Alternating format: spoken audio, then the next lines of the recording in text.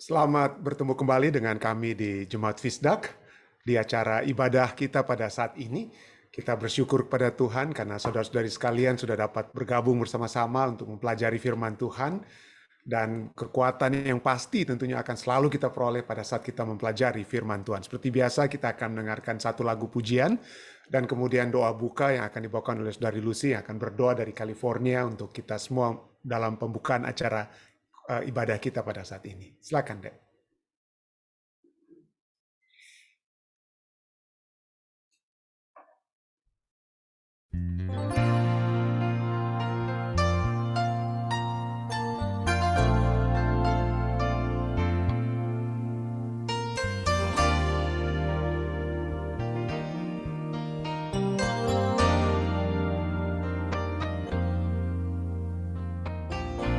I had many tears and sorrows. I had questions for tomorrow.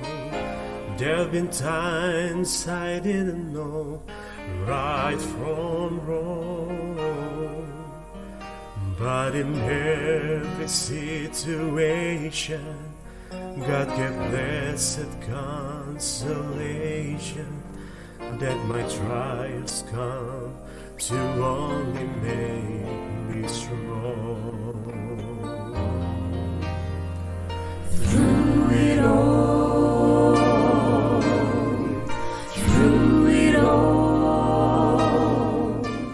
I've learned to trust in Jesus. I've learned to trust in God. Through it all.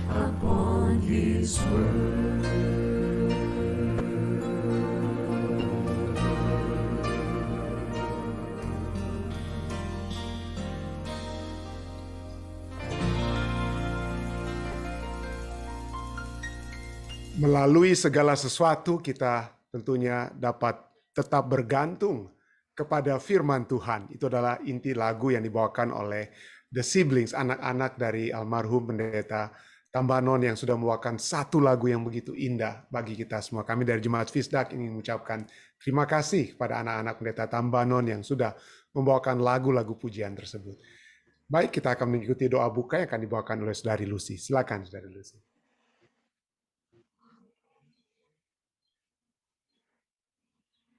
Kita berdoa. Bapa kami yang ada di surga, segala kepujian dan hormat hanya diperuntukkan bagi Engkau, Tuhan. Tuhan, tak putus-putusnya kami selalu mengucapkan syukur dan terima kasih, di mana kami masih diberi kesempatan lagi untuk mendengarkan firman-Mu. Tuhan, kami mau mempersiapkan hati kami. Kami ingin mendengarkan firman-Mu, supaya hubungan kami dengan Engkau boleh hari lebih baik dan berkenan kepada Engkau. Juga hubungan kami dengan sesama kami. Terima kasih buat firman-Mu. Terima kasih buat teguran firman-Mu kepada kami semua. Kami ingin untuk hidup boleh diperkenan oleh Engkau. Kami serahkan juga pendeta Rantung ke dalam tangan-Mu. Berkati Tuhan, urapi hamba-Mu dengan roh kudus-Mu.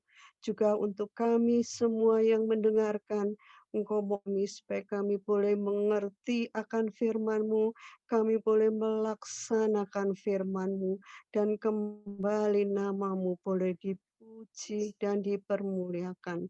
Terima kasih Tuhan, ampuni kami, ampuni segala kesalahan kami, di dalam nama Tuhan Yesus kami berdoa.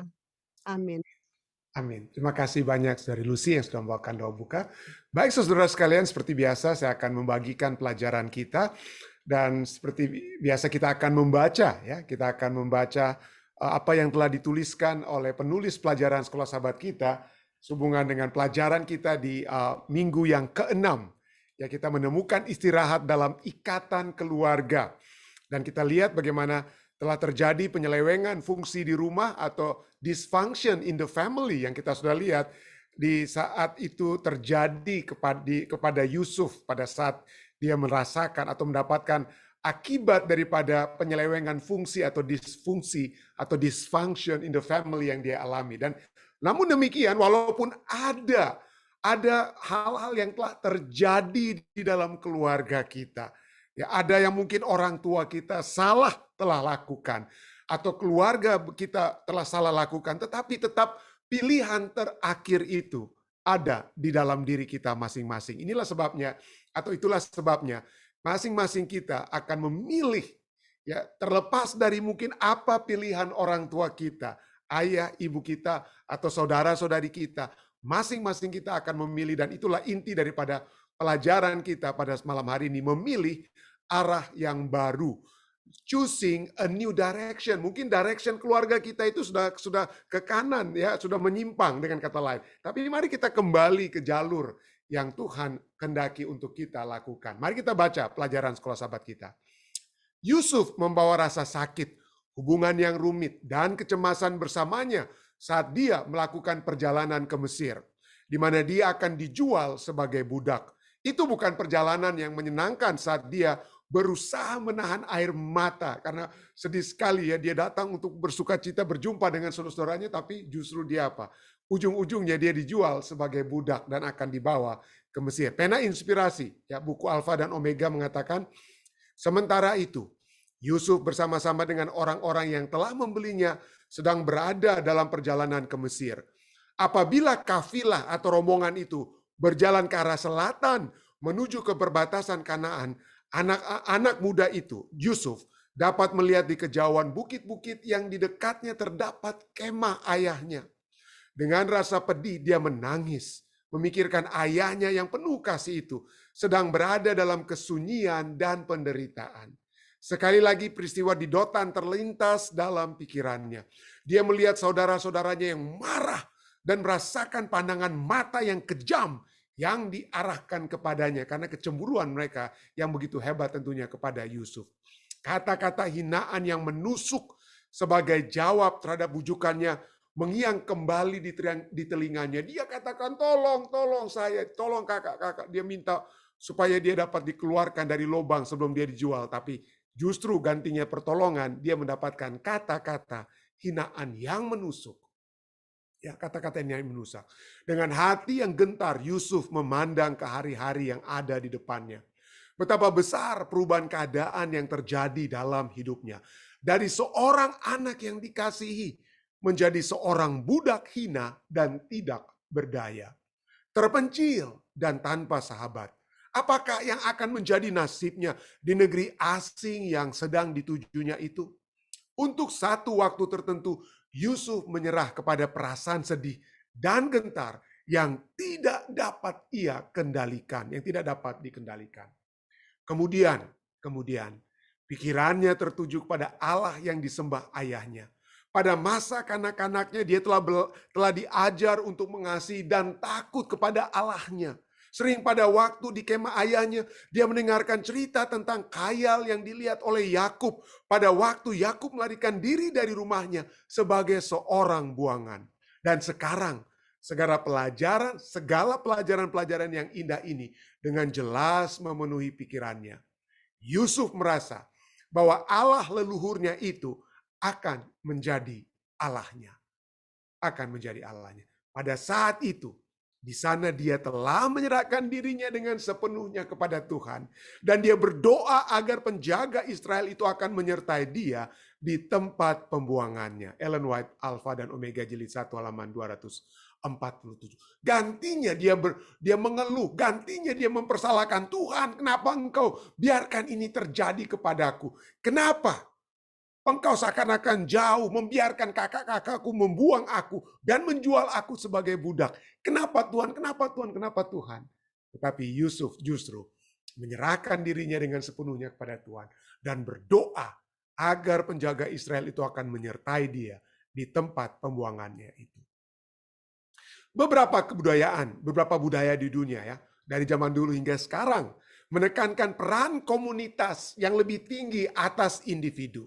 Sementara budaya-budaya lain seperti budaya Barat yang kita kenal dengan budaya Amerika atau Eropa lebih cenderung menekankan peran individu daripada komunitas, individu di atas daripada komunitas. Sementara kita menemukan keseimbangan, mana yang balance antara keduanya dalam Alkitab. Jelas ada panggilan untuk komitmen pribadi maupun komunitas atau kebersamaan kepada Tuhan. Yusuf mulai menemukan istirahat dalam hubungannya dengan membuat keputusan pribadi untuk mengikuti Tuhan. Itu bukan lagi sesuatu hal yang dilakukan oleh ayahnya.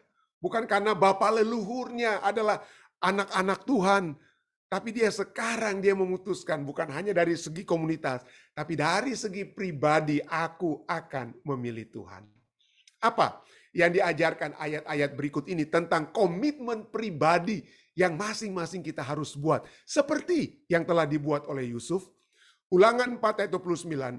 Dan baru di sana engkau mencari Tuhan Allahmu dan menemukannya, asal engkau menanyakan dia dengan segenap hatimu. Singular di sini. Walaupun ini tulisan Musa kepada seluruh umat, tetapi kepada hatimu ini adalah dalam bentuk apa? Singular, karena masing-masing kita itu akan apa ya? Masing-masing kita itu harus mencari Tuhan dengan apa? Dengan segenap hati kita dan dengan segenap jiwa kita masing-masing. Yosua dalam Yosua 24 ayat 15 katakan, jika kamu anggap tidak baik untuk beribadah kepada Tuhan, pilihlah pada hari ini kepada siapa kamu masing-masing ya kamu akan beribadah. Allah yang kepadanya nenek moyangmu beribadah di seberang Sungai Efrat, atau Allah orang Amori yang negerinya kamu diami ini. Tetapi aku dan sisi rumahku, kami akan beribadah kepada Tuhan. 1 Tawarik 16:11 katakan, carilah Tuhan dan kekuatannya, carilah wajahnya selalu. Mazmur 14 ayat 2, Tuhan memandang ke bawah dari sorga kepada anak-anak manusia untuk melihat apakah ada yang berakal budi dan yang mencari Allah. Yang mencari Allah itu masing-masing. Bukan karena keluarga kita yang mencari Allah. Bukan karena ada yang memimpin atau tidak. Kadang-kadang betul. Nanti kita akan pelajari tambahannya. Perlu sekali komunitas dalam mencari Allah. Perlu sekali ada keluarga yang berdoa bersama-sama. Gereja yang bersatu bersama-sama. Umat-umat Tuhan yang bersatu. Tetapi pada ujung-ujungnya, individu-individu akan memilih bagi diri mereka sendiri. Amsal 8 ayat 10, terimalah didikanku lebih daripada perak dan pengetahuan lebih daripada emas pilihan. Yesaya 55 ayat 6, carilah Tuhan selama ia berkenan ditemui. Berserulah kepadanya selama ia dekat. Untuk mendapatkan istirahat, kita masing-masing harus membuat keputusan pribadi untuk mengikuti Tuhan.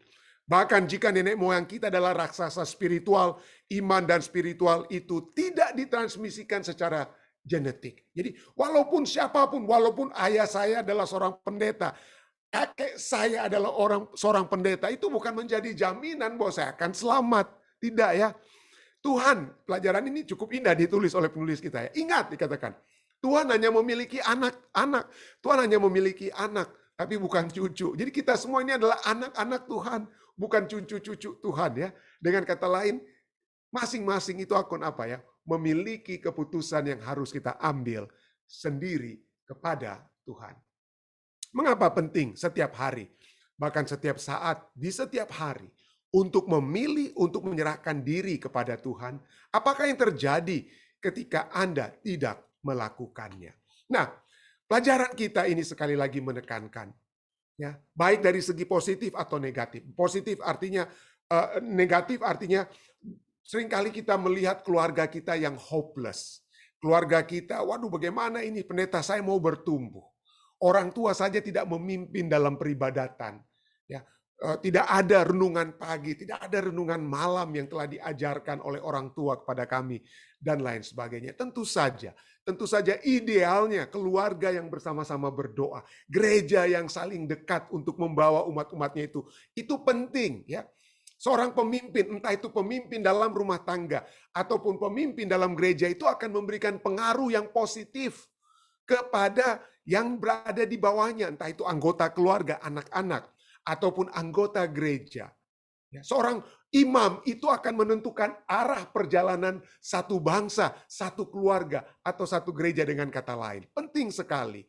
Tetapi seringkali kita dapati ada saat-saat di mana keluarga itu tidak seperti ideal yang diinginkan Tuhan. Gereja mungkin tidak seperti yang kita pikir harus terjadi, yang sesuai dengan idealisme daripada Tuhan yang harus terjadi di dalam gereja. Tetapi jangan kita langsung lemah hati dan melihat bahwa ini kita berada dalam satu keadaan yang putus asa, yang hopeless, tidak memiliki pengharapan pada saat pemimpin-pemimpin itu tidak memimpin seperti yang sesuai dengan ideal. Kenapa? Karena masing-masing kita tetap dapat. Masing-masing kita tetap dapat apa? Memiliki arah baru. Memiliki arah baru. Jadi penekanan ini adalah bukan hanya kepada satu komunitas, tetapi kepada apa? Individu. Nah, kenapa ini satu hal yang penting, saudara? Ya, satu hal yang penting. Kenapa? Oleh sebab kita tahu ya, secara kebudayaan, dunia dapat kita lihat dibedakan antara barat dan timur. Itu yang sering kali kita lihat, ini satu artikel yang menarik ya. Kebudayaan barat dan timur yang kadang-kadang ada perbedaannya ya, antara orang-orang Asia, Afrika atau Latin Amerika. Itu yang dianggap orang timur dengan adat ketimurannya yang menekankan kekeluargaan, dan kebudayaan barat yaitu orang-orang di Eropa, Amerika Utara, ya, Kanada, Amerika dan Kanada yang menekankan individu, dan dengan cara yang berpikir yang berbeda. Ya. Dan kita sering melihat hal ini ya, yaitu yang timur itu memiliki nilai-nilai kolektivitas, nilai-nilai corporate, nilai-nilai kebersamaan, ya. Nilai-nilai kebersamaan, sedangkan yang di barat itu adalah memiliki individualistic value, nilai-nilai pribadi yang lebih dikemukakan, lebih ditekankan. Jadi, yang di timur menekankan kata kita, we, kita bersama-sama. Oh, jangan saya, waduh, nggak boleh kita bilang saya. Tapi marilah kita bersama-sama, kebersamaan. Sedangkan di barat, me, saya. Lalu berikutnya, di timur kita menekankan tentang apa? Fokus kepada family atau grup. Jadi apapun yang saya lakukan, biarlah saya lakukan itu untuk keluarga, untuk komunitas saya. Itu yang kita tekankan. Sedangkan di barat mungkin yang individualistic value bukannya fokus family, tapi segala sesuatu apa yang saya fokus kepada diri saya sendiri. Tidak peduli apa yang ayah saya mau bilang, ibu saya mau bilang, saya nggak peduli. This is me. Inilah saya. Sedangkan kalau kalau kita di timur, wah itu keluarga yang jangan mempertahankan nama keluarga. Itu yang harus kita utamakan, nama grup kita ya. Emosi-emosi itu adalah kita harus tahan. Jangan sampai emosi itu merusak keluarga. Jadi emosi-emosi itu kalau bisa kita lebih menahan diri. Jangan bikin malu papa mama ya. Jangan bikin malu. Jadi atau kalau zaman dulu anak-anak kalau ada tamu sembunyi dulu. Jadi enggak boleh kelihatan. Ada, dengan kata lain, ada emosi-emosi itu harus dapat ditahan. Sedangkan di kebudayaan barat, nggak peduli mau ada tamu, nggak ada tamu, saya mau teriak, saya teriak aja sendiri. Emangnya kenapa? Ya, emangnya kenapa? Jadi kita bebas untuk apa? Mengeluarkan segala suatu emosi kita. Lalu berikutnya, hierarki. Kebudayaan timur itu, kita lebih menghormati apa? Pimpinan ya, pimpinan itu lebih dihormati ya. Pimpinan itu lebih dihormati. Sedangkan di barat ini, segala semuanya itu sama, equality. Sama kita semua.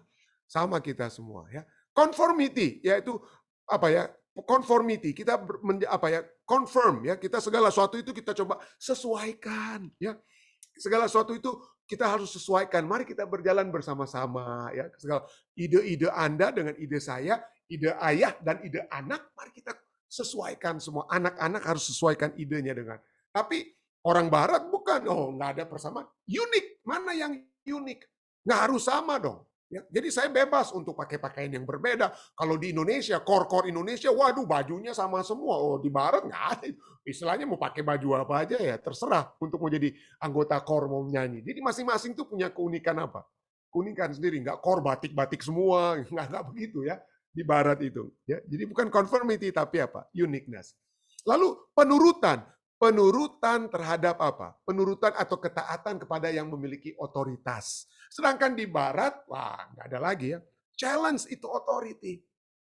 Challenge itu authority. Nah, anehnya, ya artinya bukan anehnya. Ini yang saya mau katakan ini kecenderungannya. Kita kadang-kadang yang di timur ini, bukan hanya orang-orang Asia yang datang ke Amerika mulai memiliki krisis identitas. Kenapa? Karena mereka bawa kolektivitas value-nya, kolektivitas value mereka bawa ke Amerika, di rumah diajarkan kita, di rumah tangga kita masing-masing orang Asia kita ajarkan. Tapi begitu anak-anak kita keluar ke tempat sekolah atau ke tempat kerja, kemudian mereka mempraktekkan individualistic value. Itu yang seringkali kita lihat apa? Mulai kacaunya di sini ya, yang di Amerika. Lalu berikutnya ya, pengaruh kebudayaan barat ini sudah semakin hebat ya di Indonesia, sampai orang-orang di Indonesia kadang-kadang tidak semua ya, tidak semua. Ada sebagian orang yang sudah memiliki bukan lagi collectivist value tapi individualistic value ini. Nilai-nilai yang value mereka di gereja misalnya, waduh kebablasan, nggak ada lagi tuh obedience to authority, pendeta itu bisa dihajar habis-habisan, nggak perlu diperdulikan, masing-masing ingin keunikannya dan lain sebagainya, equality dan lain sebagainya, focus on self, ya.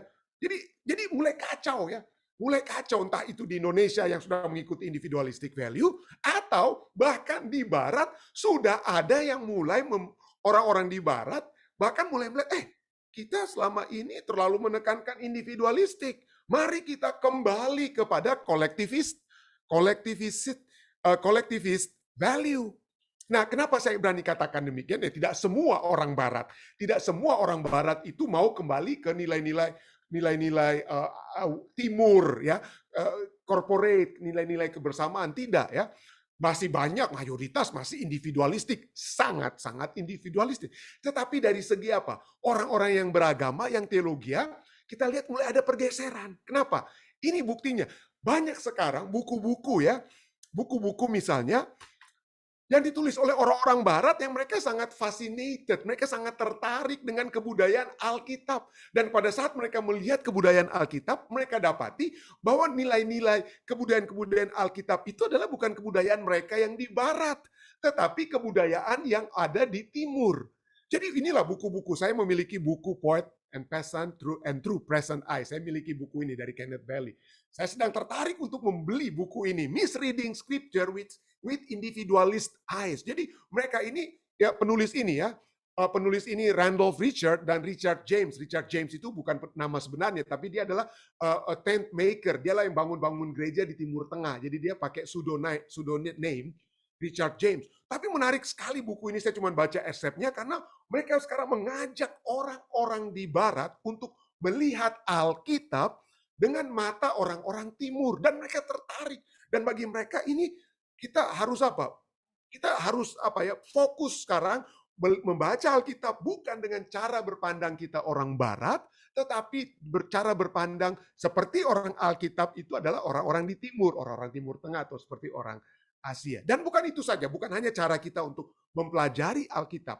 Ada satu buku lainnya yang saya tertarik untuk beli, tapi saya coba baru baca dia punya excerpt ya. Ini dikatakan retro Christianity. Dikatakan apa? Penulis buku ini Michael Zweigel, dia tulis retro Christianity, Christianity tua, tapi dikatakan apa? Reclaiming the forgotten faith. Ya, reclaiming, kita kembali kepada apa? Iman yang sedang dilupakan. Kenapa? Karena kerohanian perorangan yang ditimbulkan di barat telah mengesampingkan corporate spirituality, kerohanian bersama, dia katakan. Ya. Sedangkan ini terjadi oleh sebab apa? Ini individual spirituality atau kerohanian perorangan ini, bagian kedua ini, itu telah beralih oleh sebab adanya Protestan reformasi. Jadi dia mencoba untuk secara sejarah, dia lihat kenapa bergeser. Kenapa? Tadinya itu corporate spirituality, kerohanian itu kita bersama-sama, kita rohani. Jadi gereja itu memegang peranan penting untuk keselamatan, membawa orang pada keselamatan. Jadi mari kita lihat ya apa kira-kira perbedaannya sedikit ya berdasarkan excerpt buku yang saya baca ini ya. Dikatakan ini corporate spirituality itu sangat berkembang di zaman Katolik abad pertengahan, medieval Katolik. Kenapa? Kerohanian bersama itu sangat ekstrim ditekankan oleh corporate spirituality ini. Kenapa? Karena adanya sakramen-sakramen yang dibawakan oleh para apa? Para imam ya. Para imam Katolik mereka yang akan memimpin sakramen, kasih ini, kasih sakramen ini, sakramen itu. Jadi dan melalui sakramen ini diakuilah bahwa sakramen itu secara permanen itu berkhasiat dan perlu untuk keselamatan. Keselamatan itu disalurkan melalui gereja. Jadi orang harus apa? Datang bersama ke gereja, mendapatkan imam-imam gereja yang menyalurkan keselamatan itu kepada anggota-anggota jemaat. Lalu apa? Jadi dengan kata lain, keselamatan itu berhubungan dengan apa yang gereja usahakan. Jadi inilah komunitas gereja itu berada di atas individu. Tetapi apa yang terjadi kemudian? Setelah adanya reformasi, apa yang terjadi adalah timbullah modern era dari tahun 1600-an hingga sekarang ya, modern era ya. Apa yang ditekankan? Bahwa keselamatan itu adalah urusan kita pribadi. Dan gereja itu bagaikan atau hanyalah tempat pertemuan sukarela. Jadi opsional kalau Anda mau ke gereja atau tidak ke gereja itu pilihan Anda. Itu gereja itu hanya satu tempat di mana orang-orang percaya dapat memilih untuk berkumpul. Tapi kalaupun tidak, ya kita berbakti saja di rumah kita masing-masing. Kita tidak perlu gereja.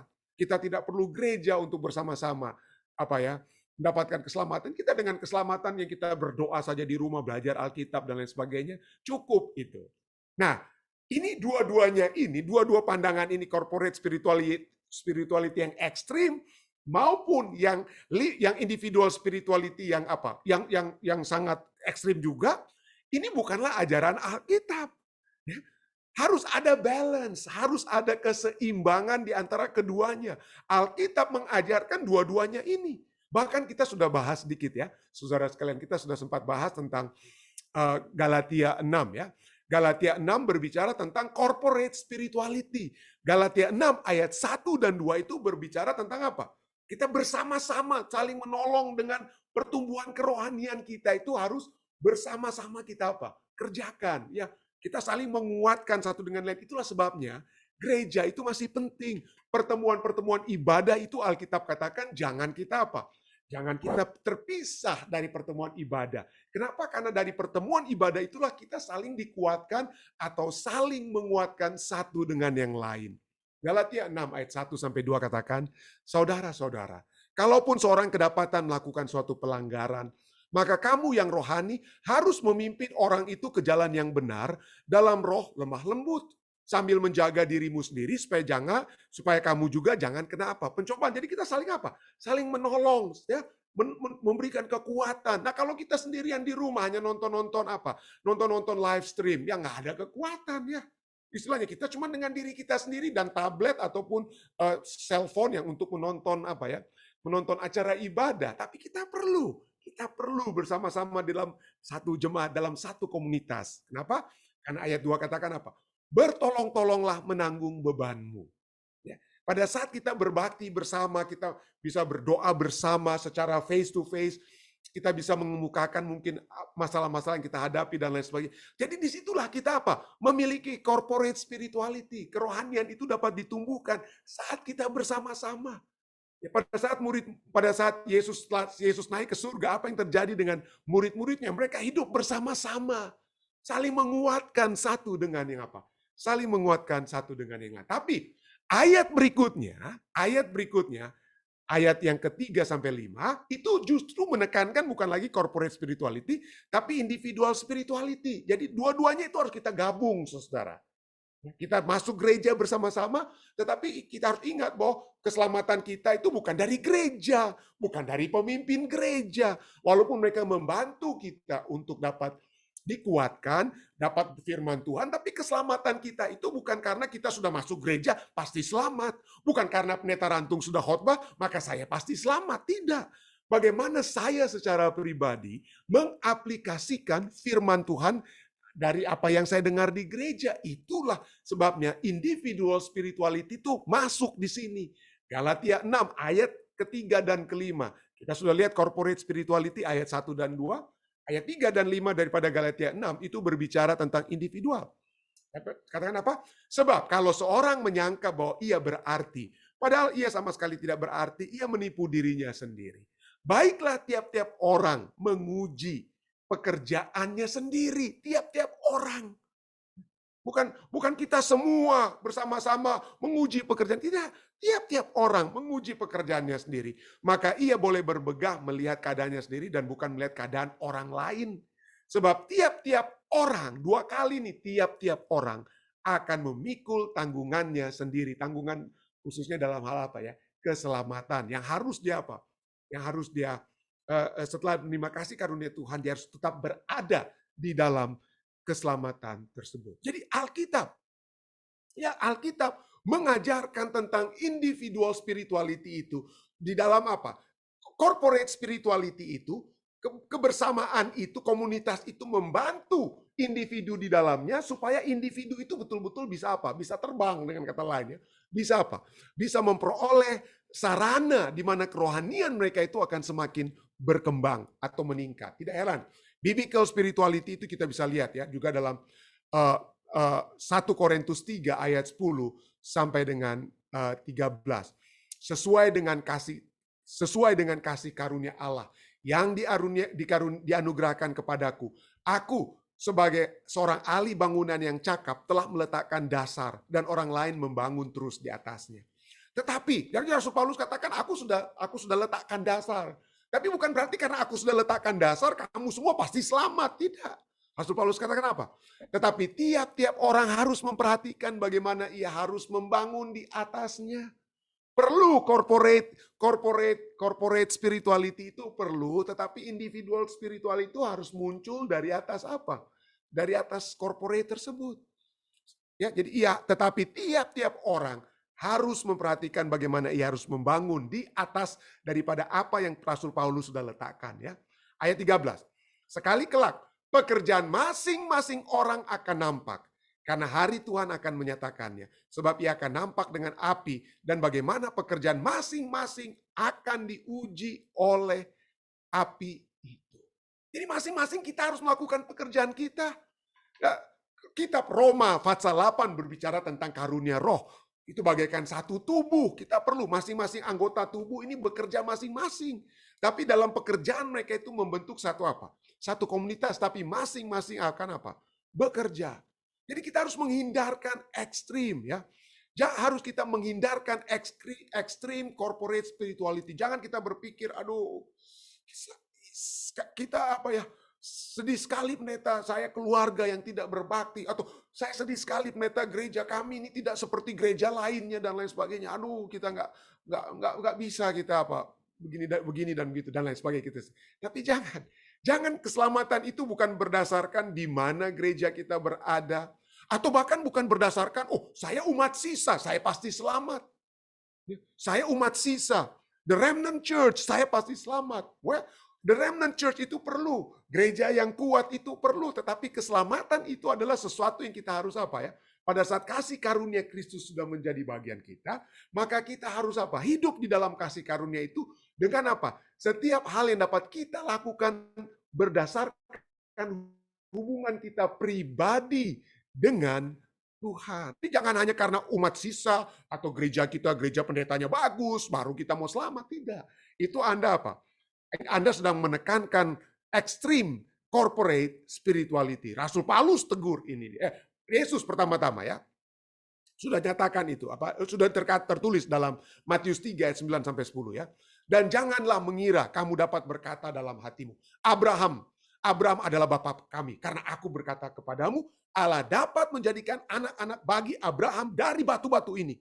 Kapak sudah tersedia pada akar pohon, dan setiap pohon yang tidak menghasilkan buah yang baik pasti akan ditebang dan dibuang ke dalam api. Ini artinya apa? Orang-orang Yahudi merasa mereka itu udah safe, udah selamat, udah hebat. Kenapa? Wah, kami ini adalah anak-anak Abraham. Jadi hati-hati. Jangan kita bilang, pendeta kita pasti selamat, pendeta ini remnant church. Ya, pelihara hari Sabat, punya doktrin ini, punya doktrin itu, bagus. Berada dalam remnant church itu bagus. Punya doktrin hari Sabat dan lain sebagainya, bagus. Tapi jangan langsung Anda katakan, karena saya di remnant church pasti selamat. Tidak demikian ya. Tidak demikian. Roma 9 ayat 6 dan 7 Rasul Paulus juga katakan ya, akan tetapi firman Allah tidak mungkin gagal. Sebab tidak semua orang yang berasal dari Israel adalah orang Israel. Dan juga tidak semua yang terhitung keturunan Abraham adalah anak Abraham. Dengan kata lain, tidak semua yang mengaku the remnant church adalah anak Allah. Tidak semua. Ya.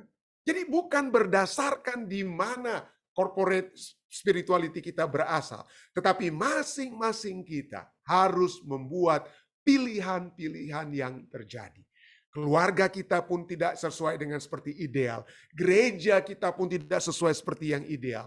Tetapi masing-masing kita dapat membuat satu keputusan, Tuhan. Mungkin orang tua saya tidak beribadah seperti yang seharusnya mereka lakukan kepada kami anak-anaknya. Tuhan, mungkin gereja kami tidak memiliki seorang pemimpin jemaat yang membawa kami untuk lebih dekat kepadamu. Tetapi saya memilih Tuhan. Saya memilih untuk dekat kepadamu secara pribadi.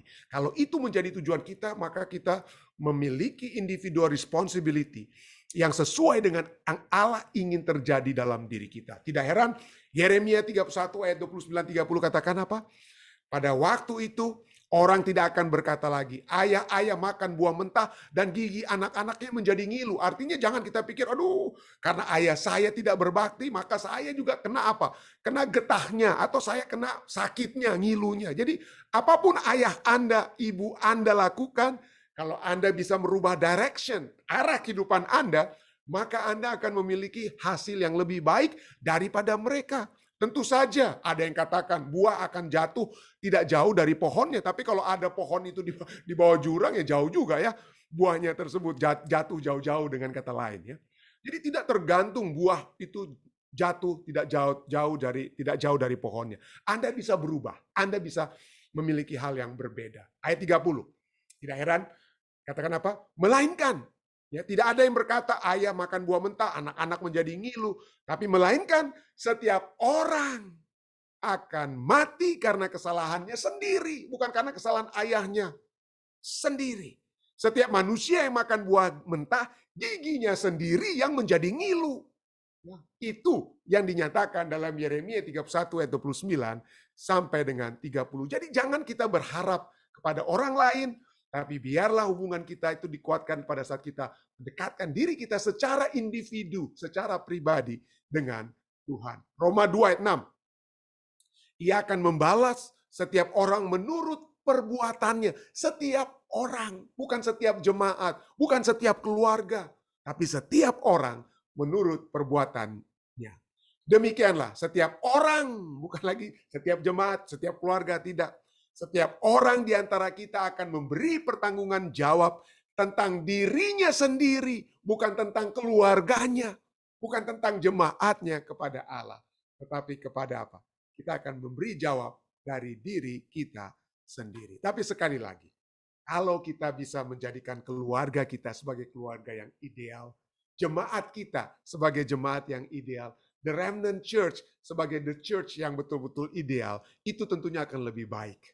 Ya, Itu akan sangat membantu individu-individu yang ada di dalam komunitas, di dalam grup tersebut untuk bertumbuh. Kenapa saya katakan ini? Ini supaya saya katakan supaya saya juga memiliki responsibility sebagai seorang pemimpin. Saya jangan katakan hanya kepada anggota jemaat Fisdak. Anggota jemaat Fisdak urus diri Anda masing-masing ya. Terserah apa yang Anda mau lakukan itu urusan Anda masing-masing. Tidak, saya tidak boleh berkata begitu. Sebagai juga sebagian dari satu komunitas, maka saya juga harus menjadi satu contoh yang dapat baik, menjadi contoh yang baik bagi keluarga saya, bagi siapa? Bagi komunitas gereja saya atau umat-umat Tuhan lainnya. Dengan demikian, kita semua dapat bersama-sama tolong menolong untuk mendapatkan untuk masuk ke dalam kerajaan yang Tuhan sudah siapkan bagi kita. Saya bawa ini dalam nama Yesus. Amin. Baik, saudara sekalian, jika ada tambahan ataupun pertanyaan daripada pembahasan yang kita telah diskusi dengar saat ini, silakan. Mungkin dari Saudara Didi, Om Rain, Papi Mami, silakan. Ada kira-kira? Sudah bagus, thank you, perfect, thank you so much. Ada dari Papi Mami, ya. Saudara Didi mungkin dengan Om Rain, silakan. Saudara Didi. Om Ren, silakan Om Ren. Ya, terima kasih, Pendeta. Ya. Kita di Amerika ini sebenarnya punya risiko besar karena kita hidup di antara dua kebudayaan. Ya, kita biasa di Indonesia umpama ada pemilihan, ya ada pemilihan. Kalau ada ketua jemaat bilang pendeta, kita seolah-olah kasih ke orang lain. Kita mesti mengerti kebudayaan di sana. Amerika enggak. Kasih itu tanggung jawab sama saya. Ya kan? Jadi kita mesti mengerti sehingga dengan demikian kita rangkul orangnya. Aduh, ini pekerjaan Tuhan lah. Jadi, akhirnya waktu dikasih terima juga ya. Ini kebudayaan dan kebudayaan itu juga merambat kepada anak-anak kami. Jadi sering ada clash antara orang tua, bukan clash bagaimana? Clash pikiran. Teristimewa dari segi milenial ini. Ya. Itu milenial dia mau semua acara di gereja harus terpantul di layar melalui komputer. Ya kan? Tapi orang tua mau, ya itu perlu dibaca, mesti naik di Bimar, kita mesti baca itu. Jadi ini mesti diatur bagaimanapun supaya dua-duanya ada kesempatan ya untuk memajukan jemaat Tuhan. Karena bagaimanapun juga gabungan antara orang muda dan anak orang tua ini perlu betul-betul dibina. Sebab sebagai orang tua kita merasa kita harus didik anak-anak muda. So itu tadi pendeta sudah singgung kebudayaannya itu, jadi bagaimana caranya masing-masing kita di rumah lah mengatur anak-anak kita sehingga tidak ada macam-macam di jemaat. Terima kasih. Pendeta. Ada pengalaman mungkin Saudara Didi, boleh sampaikan silakan atau pertanyaan gimana? Pendeta, terima kasih atas pelajarannya. Pada waktu pendeta menceritakan tentang pengalaman daripada Yusuf, menurut ini saya punya pikirannya, not necessarily correct, but keadaan di rumah it is very important. Apa yang terjadi di rumah, it's the lingkungan di rumah, it's very important. Coba lihat dari pengalaman Yusuf. Yusuf selalu kalau saya lihat, ya saya pelajari, Yusuf selalu diondo, dikasih semuanya sama bapaknya. Apa yang terbaik dikasih sama Yusuf. Jadi memang bagaimana ya bilang, kalau dibilang ya saudara-saudaranya juga kesel juga kalau melihat masa saya cuma dapat baju dari pasar rumput, sementara Yusuf dapat dari pasar Senen. Jadi repot juga. Di dalam pelajaran, kalau saya baca ini di dalam buku Christian Service Chapter 21, let not parents forget the great mission field that lies before them in the home. The children committed to her, every mother has a sacred charge from God. Take this son, this daughter, God says, and train it for me. Give it a character polish after the similitude of a palace. Our work for Christ is to begin with the family. Jadi it is, my opinion, it is important to have that foundations at home. Jadi kalau, yes, sure, keselamatan itu pribadi masing-masing. But we do need some a good foundations. Ya, ya. It is very important to have a good foundation. Yeah. Sure, keselamatan itu individual diterima, but as a parents, setelah saya mempunyai anak, fokus saya selalu larinya kepada anak saya. Saya berdoa supaya Tuhan memberikan kepada anak-anak saya pengampunan dan memberikan kepadanya, menunjukkan rencana Tuhan kepada anak-anak saya, supaya mereka melihat inilah rencana Tuhan. Inilah Tuhan punya jalan. Ini waktunya Tuhan, bukan waktunya kita. That is my opinion. Terima kasih, Saudara Didi. Mungkin saya akan kembali kita diingatkan ke 1 Korintus 3 ayat 10 ya. Sana dikatakan apa Rasul Paulus katakan? Aku sebagai seorang ahli bangunan yang cakap telah meletakkan dasar. Dan orang lain membangun di atasnya, tetapi tiap-tiap orang harus memperhatikan bagaimana ia harus membangun di atasnya. Jadi foundation itu penting sekali, seperti Rasul Paulus katakan. Di dalam keluarga, di dalam gereja, kita harus memberikan fondasi yang kuat ya Om Rain. Jadi keluarga kita itu memang harus itulah sebabnya fondasi yang kuat itu betul-betul sangat sangat signifikan untuk dapat kita lakukan. Dan sayangnya mungkin Yakub tidak melakukan atau memberikan fondasi yang kuat seperti yang seharusnya, seperti idealnya. Dia seperti yang Saudara Didi katakan memilih kasih. Tetapi kalau ada fondasi tersebut, maka saya percaya apa yang dapat dibangun itu adalah sesuatu yang akan dapat membantu anak-anak kita atau jemaat kita untuk dapat memiliki pertumbuhan kerohanian yang baik. Nah, tentu saja Om Rain, kita semua bergumul yang di Amerika. Ataupun saya percaya bukan hanya di Amerika, di Indonesia sekalipun, di Jakarta sekalipun, atau di mana saja,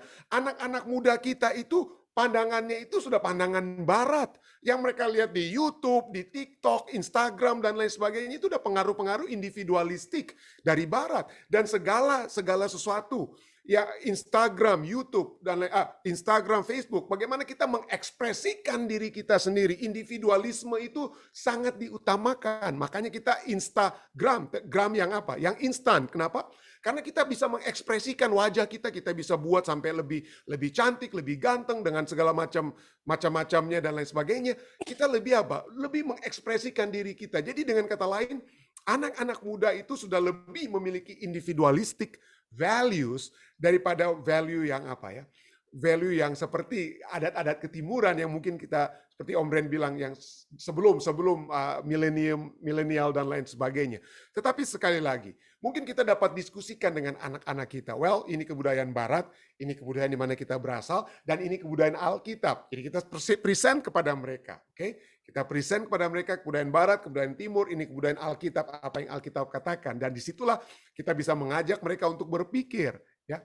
Untuk berpikir kira-kira apa yang harusnya mereka ambil. Sintesis apa yang dapat mereka ambil melihat kebudayaan Barat ataupun kebudayaan Timur itu untuk dapat dijadikan sebagai satu kekuatan bagi diri mereka sendiri. Ini yang dapat saya sampaikan untuk Om Rain ya dengan pertanyaannya, dan terima kasih juga Saudara Didi untuk pertanyaan, untuk poin-poin yang juga sudah disampaikan.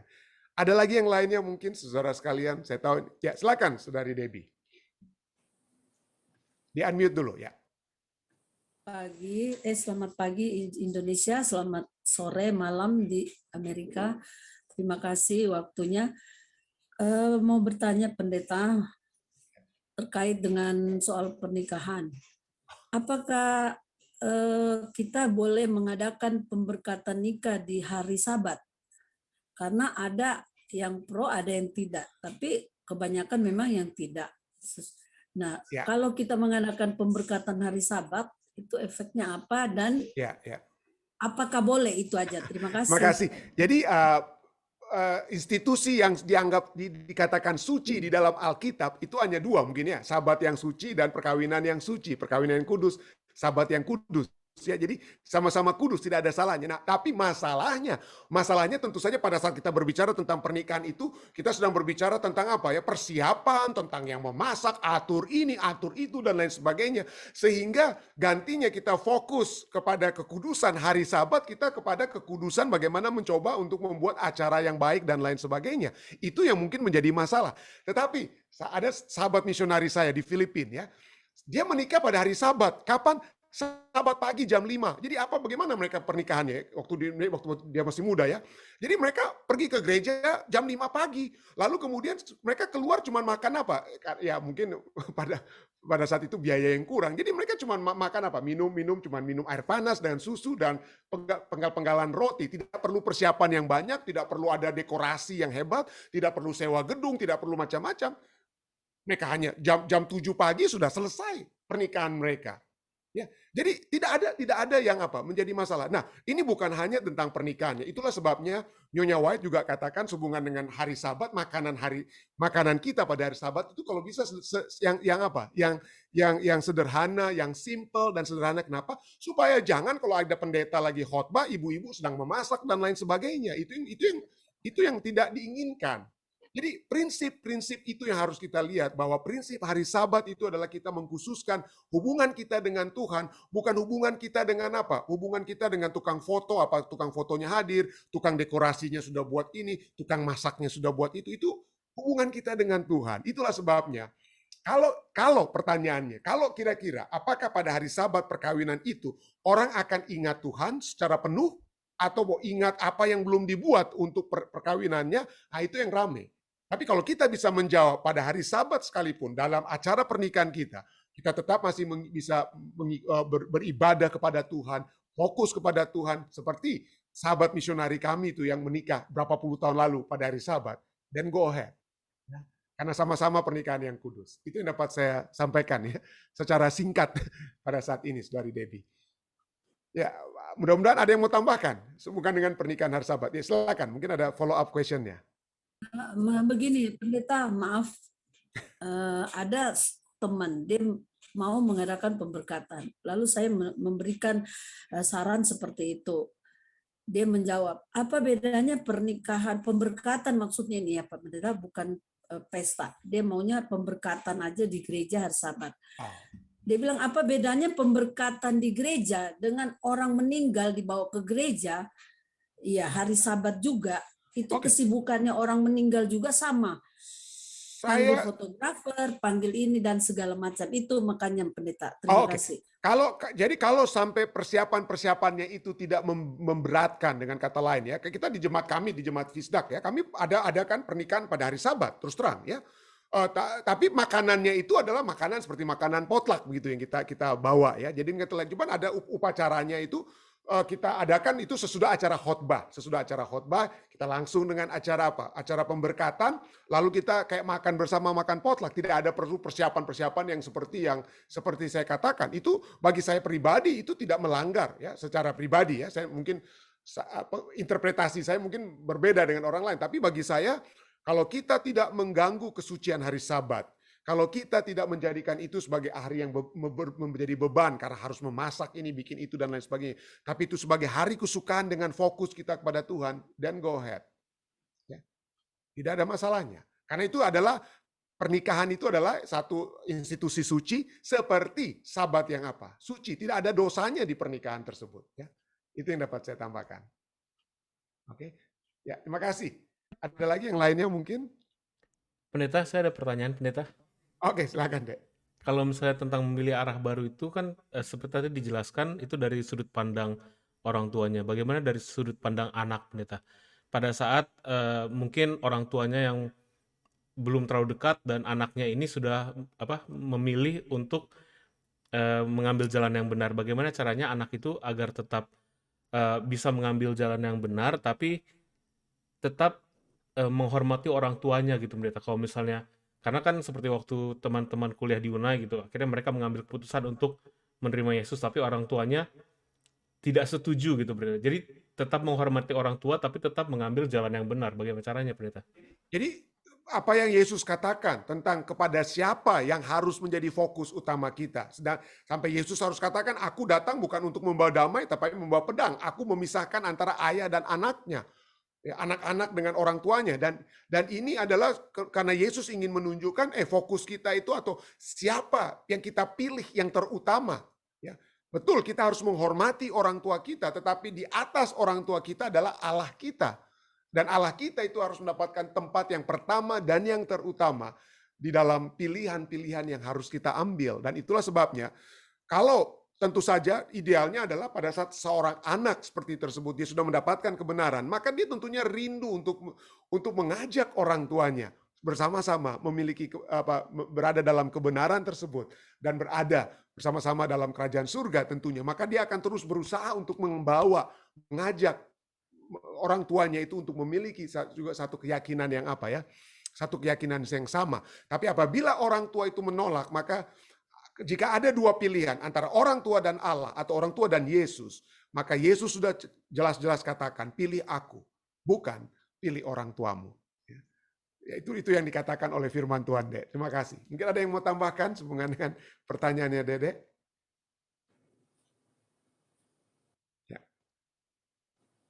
Jika tidak ada yang boleh di live stream, Dek? Ada pertanyaan lain mungkin? Silakan. Oh, tidak ada pertanyaan dari live stream, Pendeta. Oke, jika tidak ada, kita akan masuk ke bagian kedua ya. Dari acara ibadah kita akan membawakan pokok-pokok doa dari segala sesuatu yang saudara dan saudari dapat sampaikan. Tentunya kita akan berdoa secara khusus bagi saudara Richard Tombeng yang berulang tahun pada saat ini ya. Puji Tuhan, penyertaan surga yang sudah menjadi bagian saudara Nyong atau saudara Richard Tombeng yang berulang tahun pada saat ini. Selamat ulang tahun, Nyong. Baik, ada lagi. Terima kasih Pendeta. Kalau di Indonesia kemarin, kalau di Indonesia kemarin, ulang tahun saya kemarin. Kalau di Amerika sekarang ini. Tuhan, biarpun saya agak kurang enak badan, Pendeta, ada sakit kita. Terus Tuhan sudah normal kembali, tapi pileknya masih ada. Jadi ya tetap bersyukur pada Tuhan. Tolong doakan juga pada saya lagi keadaan masih kurang enak badan, khususnya pilek saya masih ada sekarang ini dia. Terima kasih Pendeta. Kemarin kita mau buka, mau mendengar sekolah Sabat, cuma datang tidur. Pas kita bangun, ya jam 9. Jam 9 percuma begitu. Oke. Ya, Nyong, kami akan terus doakan. Terima kasih, Pendeta. Sama-sama. Ada lagi yang lainnya, saudara sekalian? Dari Zoom? Jika tidak ada, mungkin dari live stream, Dek. Silakan. Yang pertama dari Ibu Sylvia Abutan, katanya tolong doakan Teni Abutan yang masih berada di ICU di rumah sakit, Pendeta, setelah operasinya kemarin, operasi jantung. Lalu yang kedua dari Pendeta Rain Alo, katanya tolong doakan anaknya yang sedang sakit di rumah sakit. Namanya siapa, Dek? Kalau boleh tahu. Dabatos Alo. Dabatos? Iya, Dabatos. Dabatos Alo. Oke. Lalu dari Tante Yeni Poluan, katanya tolong doakan dia lagi ada di rumah sakit di Rhode Island, Pendeta. Oke. Dan ada silent request dari Pendeta Tiko Walu dan juga Tante Lintang.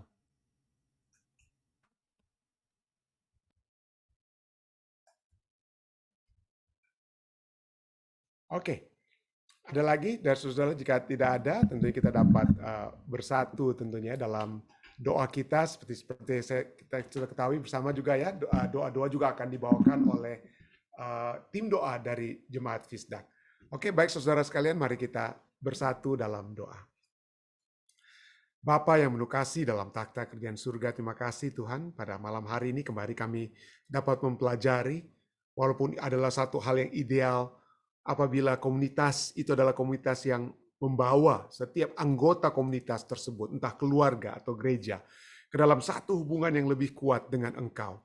Tetapi kami juga melihat Tuhan, bagaimana Tuhan tetap dapat memimpin masing-masing kami, individu, untuk juga tetap dikuatkan, walaupun kekuatan tersebut tidak dapat diperoleh dari komunitas yang seharusnya memberikan kekuatan tersebut. Kami bersyukur Tuhan, karena kami percaya Roh Kudus-Mu akan selalu bekerja kepada setiap individu-individu. Sehingga keselamatan yang Tuhan sudah berikan, kasih karunia yang Kau sudah anugerahkan bagi kami yang percaya dan menerima Engkau akan terus dapat dipertahankan di dalam kehidupan kami masing-masing, Tuhan. Sehingga kami akan berjalan bersama-sama dengan Engkau masuk ke dalam kerajaan-Mu. Biarlah kami dapat merubah arah-arah dari perjalanan kehidupan, mungkin dari keluarga ataupun gereja yang tidak seperti yang dikehendaki, tapi kami memiliki satu arah yang tetap untuk berjalan dengan kuat menuju ke dalam kerajaan-Mu. Pada saat ini Tuhan, kami datang untuk bersyukur bersama-sama dengan Bapak Richard Tombeng yang pada saat lalu, waktu Indonesia, saat ini waktu Amerika, berulang tahun Tuhan. Kami bersyukur penyertaan surga sudah menjadi bagiannya. Walaupun saat ini masih dalam keadaan yang kurang enak badan, tapi kami percaya Tuhan akan memberikan kekuatan kepadanya.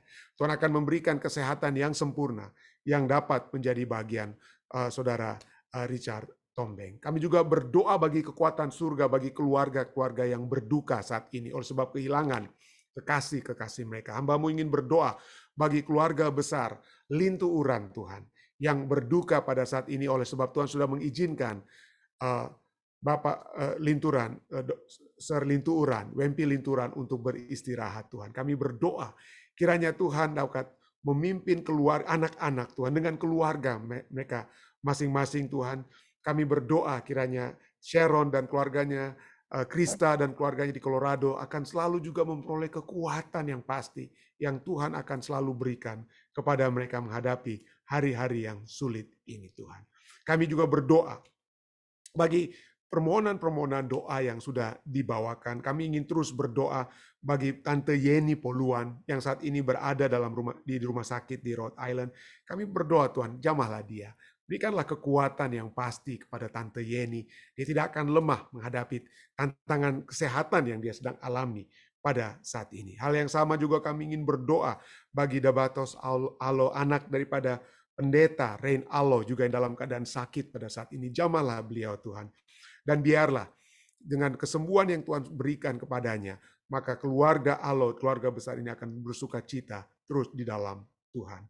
Kami juga terus berdoa bagi Penny Abutan yang masih berada di ruangan ICU oleh sebab operasi jantung yang baru dialami. Kami berdoa kiranya dengan operasi yang sudah berjalan dengan baik, dengan proses kesembuhan yang sempurna, tentunya Tuhan dapat menjadi bagian Penny Abutan. Kami juga terus berdoa bagi Saudara Ronald Walean dalam proses kesembuhannya. Kami terus berdoa bagi Bapak Alden Sihotang. Kami ingin juga menyebutkan Bapak Johan Tambuwun. Kami ingin juga menyebutkan saudara-saudari kami yang selalu kami doakan seperti Saudara Daniel Sitanggang Tuhan. Kami berdoa kiranya penyertaan surga akan menjadi bagian mereka. Kami juga berdoa bagi Saudara Ronald McCarthy, sahabat daripada pendeta muda Tulus, di mana istrinya mengandung dan ada masalah sedikit dengan kandungan tersebut. Tapi kami berdoa, Tuhan, kiranya jika Engkau berkemurahan, tentu ada jalan keluar, tentu ada hal yang positif yang akan terjadi sehubungan dengan kandungan di bayi dari istri Saudara Ronald McCarthy tersebut. Kami juga terus berdoa bagi Ibu Tricia Lasut, ibu daripada Saudari Yeti Eti yang dalam proses penyembuhan, dan juga saudara-saudari kami lainnya dengan proses-proses kesembuhan yang sedang mereka alami pada saat ini. Kiranya Tuhan akan menyertai, memimpin kehidupan mereka. Hamba-Mu juga berdoa bagi silent request dari pendeta Tikwalu dan Saudari Ike Lintang, silent request daripada Om Yan dan Tante Sin, silent request daripada Saudari Evi dan Angel Luis Marrero, dan saudara-saudari kami lainnya, Ibu Marta Lam. Tuhan, juga kami berdoa kiranya Tuhan akan selalu menjangkau mereka dan memenuhi segala kebutuhan, kerinduan-kerinduan mereka Tuhan, dan disesuaikan dengan kehendak-Mu. Hamba-Mu juga berdoa bagi Saudari Eti Sumanti yang saat ini berlibur di California. Kiranya Tuhan akan menyertai Eti, jauhkan dari mara bahaya yang dapat terjadi. Tapi kiranya Tuhan tibakan dia nantinya kembali dengan selamat di New Jersey dengan pertolongan yang Tuhan berikan kepadanya. Hamba-Mu juga ingin berdoa bagi Saudari Lucy dan Tante Yulin dalam kehidupan mereka sehari-hari. Penyertaan surga Tuhan kiranya selalu menjadi bagian mereka Tuhan. Hamba-Mu juga pada malam hari ini ingin berdoa secara khusus Tuhan bagi keluarga Lalaki Soputan, bagi ketua Angli Lalaki dalam segala kehidupannya, usaha-usaha kehidupan yang dia lakukan, pekerjaan yang dia lakukan. Demikian juga Saudari Lucy Lalaki Soputan. Kiranya Tuhan akan selalu menuntun mereka dalam kehidupan mereka. Tuhan akan membantu mereka sehingga berkat-berkat surga surga tidak akan pernah terhalang dalam kehidupan mereka. Tuhan akan membantu juga anak-anak mereka, cucu mereka dalam kehidupan mereka masing-masing, dalam segala sesuatu yang mereka lakukan. Kiranya hanya keberhasilan dari surga menjadi bagian mereka. Hamba-Mu juga ingin berdoa bagi Om Oce Kalangi, Tuhan. Kami berdoa kiranya Tuhan akan selalu menyertai Om Oce, Tante, juga dan anak-anak dan cucu-cucu yang ada di Indonesia. Kiranya Tuhan akan selalu menyertai mereka dan mereka akan semakin dekat dan semakin dekat. Dan Tuhan akan menjaga Om Oce.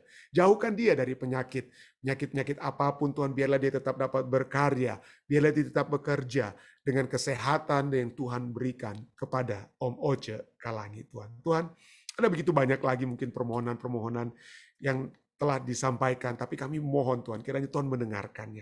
Dan juga Tuhan akan memberkati umat-umat Tuhan, seluruh umat-umat Tuhan yang sudah berbakti pada saat ini, baik melalui Zoom, pada orang-orang tua kami yang ada di Zoom, bagi Bapak Siregar, bagi Om Tante Saulia yang berbakti bersama-sama, bagi Papi dan Mami, bagi Ibu Debbie Tuhan juga dengan keluarganya yang ada di mana saja, Ibu Ice dengan keluarganya, juga secara khusus bagi Jonah dan keluarganya.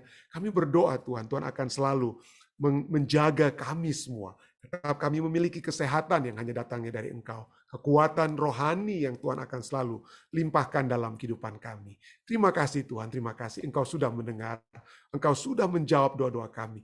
Karena segala permohonan ini Tuhan telah kami bawa hanyalah di dalam nama Yesus Kristus yang adalah Tuhan dan Juru Selamat menebus kami.